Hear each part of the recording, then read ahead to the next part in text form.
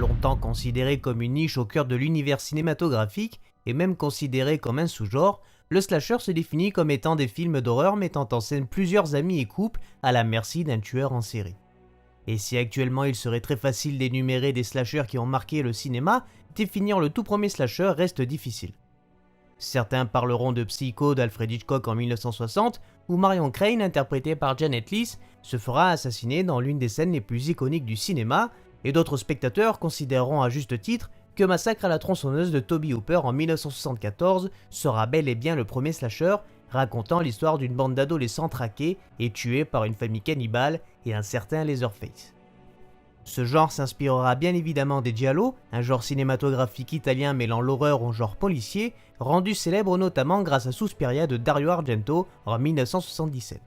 Mais lorsque l'on évoque le slasher et le plus célèbre meurtrier du cinéma, un film brillera au cœur de cette liste et un personnage en particulier, le dénommé Michael Myers, qui hantera des nuits de beaucoup d'adolescents.